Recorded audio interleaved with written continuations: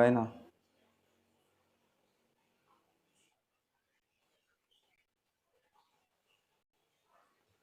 Waalaikumsalam warahmatullahi wabarakatuh.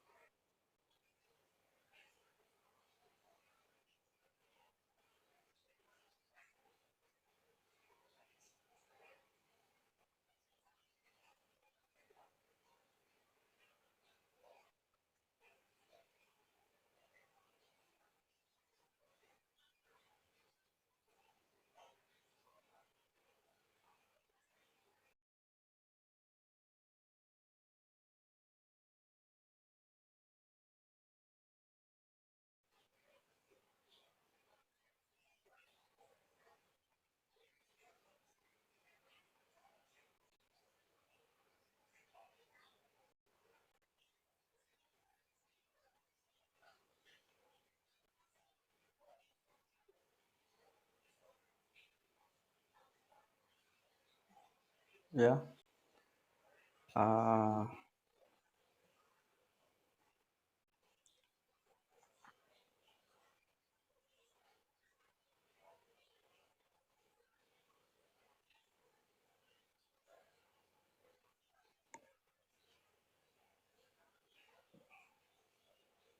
ya terima kasih.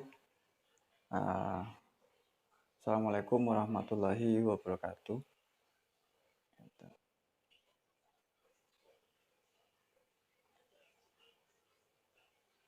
Sebentar Mas ya, saya benerin dulu ininya apa kameranya.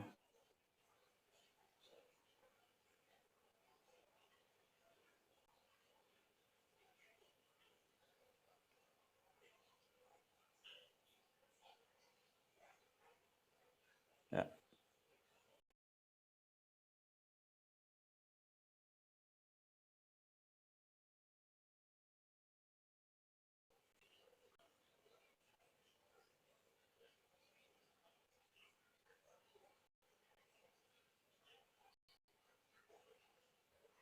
Oke.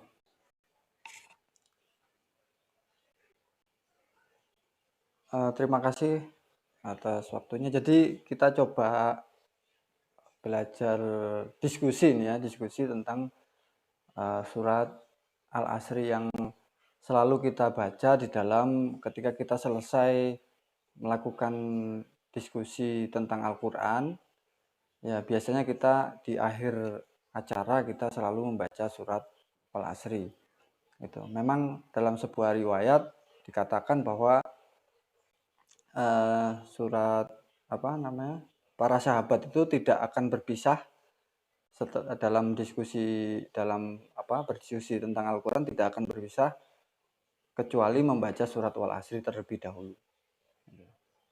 Nah, memang di dalam surat ini ada pesan-pesan ya yang berkaitan tentang diskusi atau saling nasihat menasihati. Gitu. Oke, yang pertama saya coba berbagi pemahaman yang bisa saya tangkap, ya tentunya di sini tidak tidak membatasi atau pemahaman yang lainnya, ya. Jadi ini saya berusaha yang mampu saya tangkap dari surat Al-Asri. Gitu. Jadi kalau kita baca ayat 1 wal asri, ya. Kemudian ayat 2-nya innal insana lafi khusrin.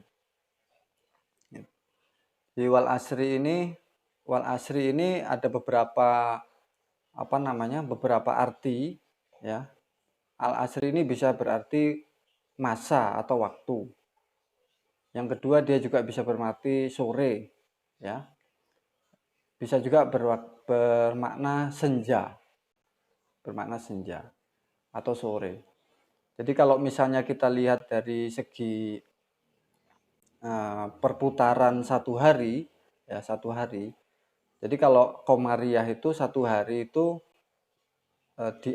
diawali pada maghrib, ya. Maghrib itu sudah masuk ke hari berikutnya, ya. Jadi diakhiri dengan maghrib juga. Ya, jadi titik awal dan titik akhirnya yaitu maghrib. Gitu.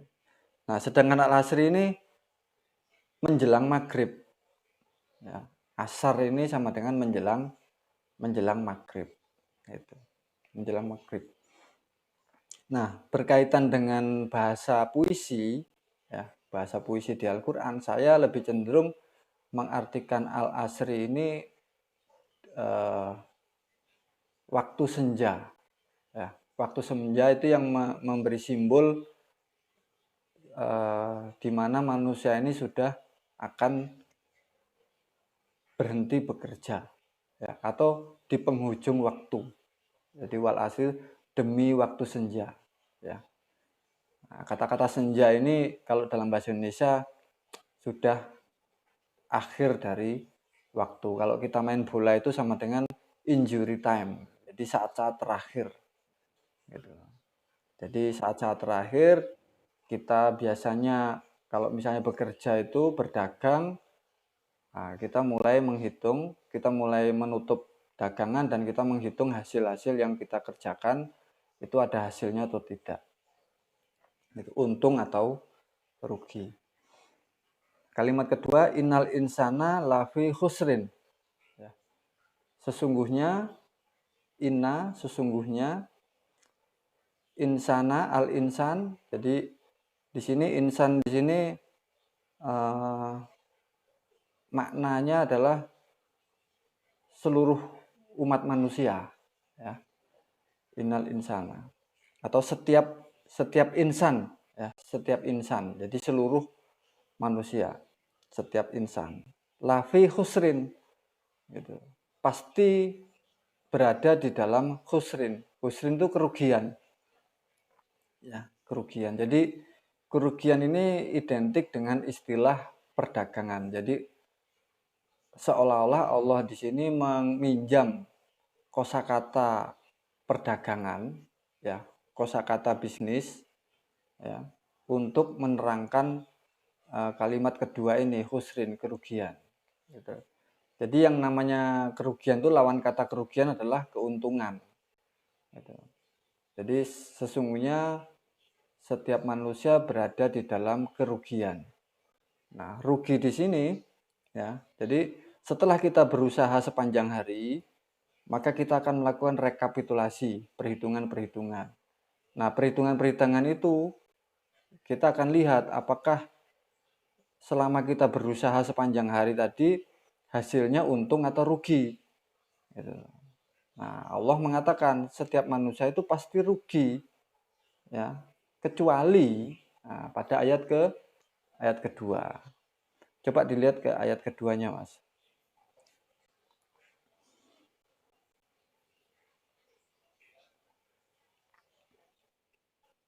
Ya, ayat ketiga ya, ayat ketiganya.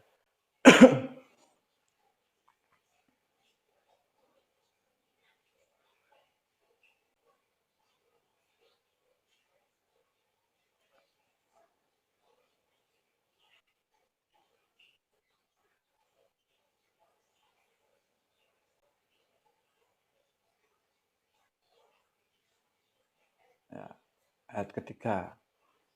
Nah, illal ladina amanu wa amilus solihat. Gitu. Nah, di sini ada kata-kata illa, kecuali. Gitu. Jadi kecuali ini berarti sebaliknya kan.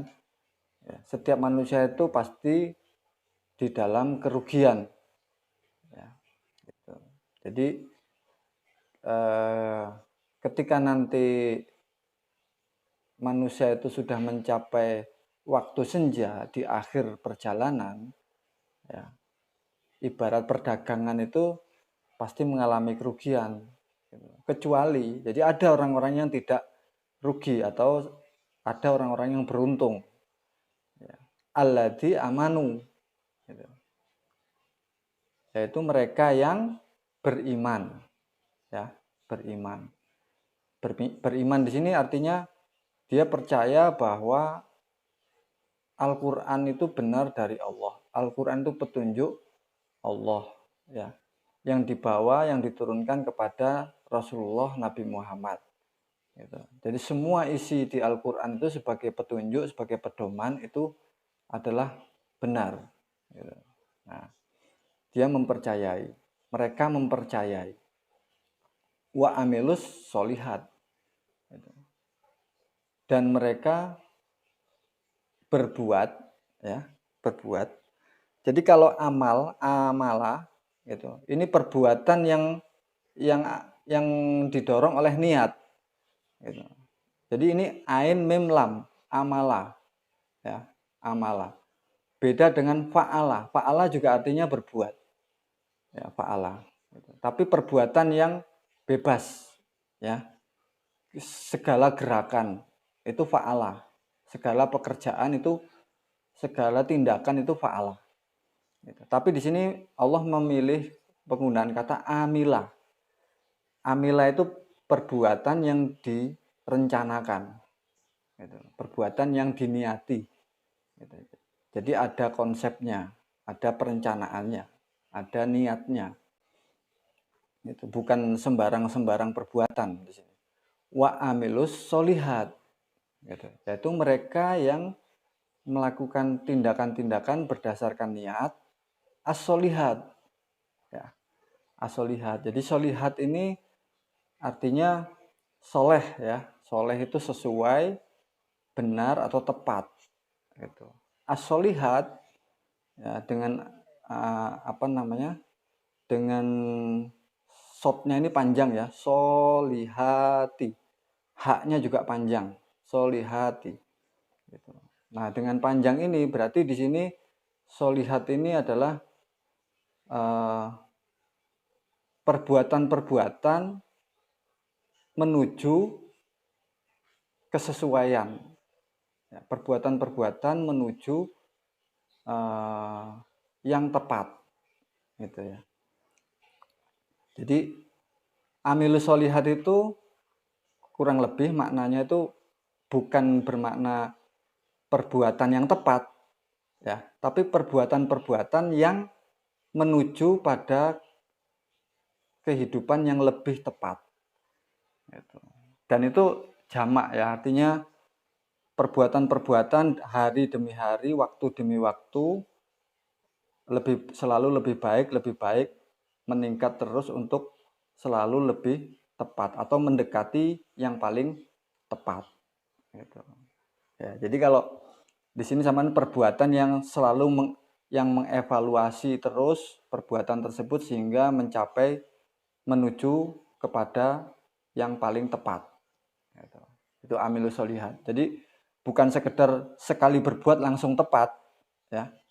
Tapi di sini adalah perbuatan-perbuatan yang terus-menerus hingga mencapai titik yang tepat. Nah, jadi ini ada objeknya, soalnya solihat di sini ada objeknya. Dia dibentuk dari kata kerja yang mempunyai objek. Jadi kalau kata kerja yang mempunyai objek bukan yang tepat, tapi yang menuju tepat, yang menjadi tepat.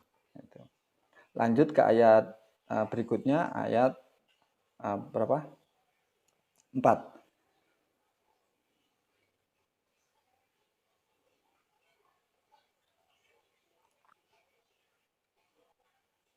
Illal ladzina amanu wa amilus solihat.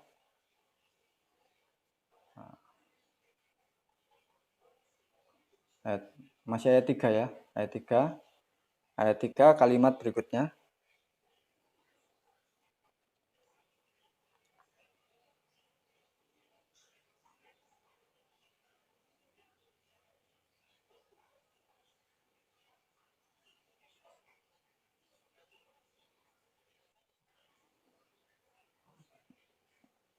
Nah, watawa sobil haki watawa sobis sobar, ya. Nah, di sini pada gambar di sini ada tanda kurung wa amilu. Gitu. Jadi kata-kata watawa sobil hak watawa sobis sobar, ya. Di sini terkait, ya, dengan perbuatan wa amilu. Ya. Artinya menerangkan perbuatan amilu. Jadi perbuatan yang terus-menerusnya itu apa? Dijelaskan oleh kalimat berikutnya, yaitu wasiat, ya. Artinya tawasa ini wasiat. Nah, di sini kita perhatikan ada diawali dengan huruf ta, tawasau. Setelah waw ada alif, ya. Tawasau. Nah, ketika kata kerja diawali dengan huruf ta dan disisipi huruf alif, maka dia bermakna saling. Gitu. Jadi ada saling nasihat menasihati, saling wasiat mewasiatkan. Gitu. Jadi watawasau di sini mereka saling nasihat menasihati, mereka saling wasiat mewasiatkan. Bilhaq, kebenaran. Gitu. Al-haqnya apa? Al-haqnya yang dimaksud adalah Al-Quran sebagai al-haq. Gitu.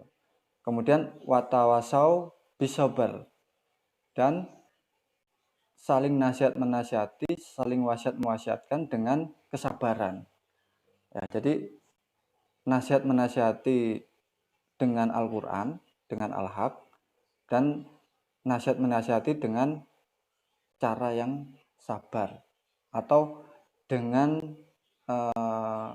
untuk selalu bersabar dalam mencapai yang tepat tadi. Gitu. Jadi materinya untuk mencapai sebuah perbuatan yang tepat itu adalah al-haq, yaitu Al-Quran. Gitu. Kemudian prosesnya dengan kesabaran.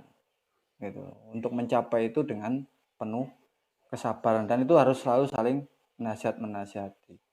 Nah, jadi kalau menurut Allah yang namanya keuntungan, ya, pada surat Al-Asr itu orang yang dikala senja itu mendapatkan keuntungan, itu orang yang selalu memperbaiki dirinya sehingga tepat, ya, mencapai kehidupan yang tepat dengan cara selalu saling nasihat menasihati dengan al-haq, dengan Al-Quran, dan nasihat menasihati untuk selalu bersabar dalam prosesnya. Gitu. Jadi selalu memperbaiki diri, itulah orang yang beruntung. Gitu. Orang yang tidak memperbaiki diri, maka dia nanti pada akhir hidupnya akan khusrin, yaitu merugi. Gitu. Nah, kurang lebihnya yang bisa saya tangkap dari surat Al-Asr itu demikian, Mas Marno. Dan ini berkaitan tadi, kenapa kok setiap kita ngaji itu diakhiri dengan membaca surat Al-Asri. Gitu. Ya, karena di sini penting sekali, ya, mengingatkan kita untuk selalu wasiat mewasiatkan tentang kebenaran dengan al-haq, dengan Al-Quran, dan selalu bersabar melalui prosesnya setahap demi setahap untuk mencapai yang tepat, yang solihat. Gitu. Terima kasih, Mas Marno.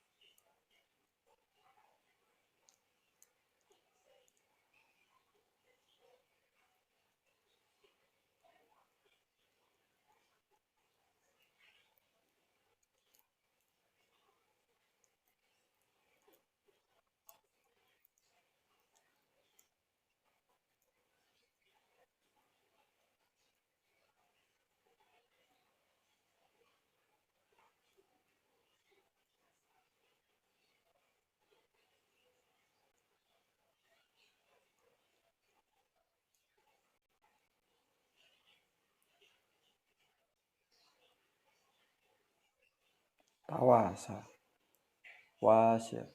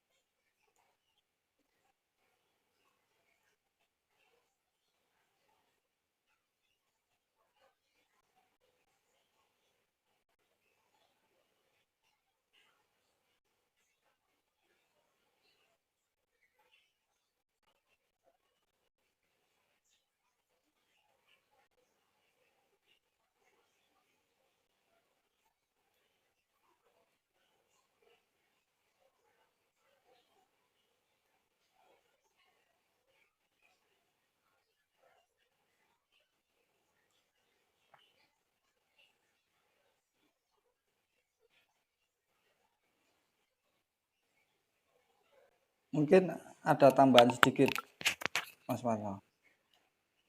Ya. Jadi wal asri ini, surat wal asri ini diletakkan oleh Allah pada surat setelah at-takasur. Gitu. Nah, karena berkaitan memang. Jadi kalau surat at-takasur itu menjelaskan tentang bagaimana orang itu eh, selama hidupnya itu dihabiskan untuk bersaing, berbangga-banggaan, ya, atau apa namanya, saling membangga-banggakan, ya. Alhaqumut takasur hatta zurtumul makobir. Jadi hidupnya itu eh, habis untuk berlomba-lomba demi mencapai kekayaan, ya kan, berbangga-banggaan, bersaing, gitu, hingga mencapai kubur, gitu. Nah, hingga mencapai kubur ini berkaitan dengan wal asri, artinya masa menjelang kematian, masa menjelang kehancuran, waktu-waktu senja, ya, penghabisan waktu, gitu. Jadi orang itu ya hidupnya hanya diisi dengan berlomba-lomba untuk kekayaan saja, gitu. Nah, itu dari sudut pandang Allah, bisnis yang seperti itu adalah bisnis yang merugikan, gitu. Bisnis yang menguntungkan justru adalah orang yang selalu berbuat menuju kebaikan, menuju yang lebih tepat, yang lebih sesuai setiap hari. Terima kasih, itu Mas tambahan. Dan dari saya itu, mohon maaf jika ada kekurangan. Ya, itu sedikit yang bisa saya tangkap dari surat Wal Asri. Demikian, Mas. Ya,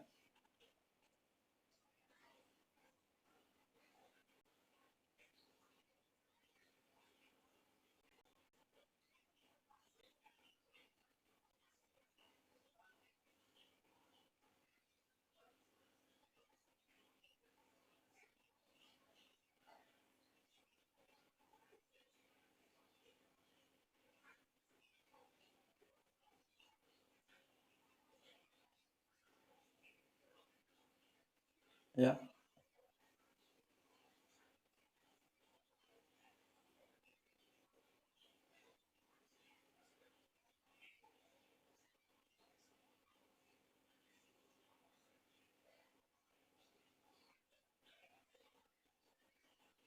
Waalaikumsalam warahmatullahi wabarakatuh.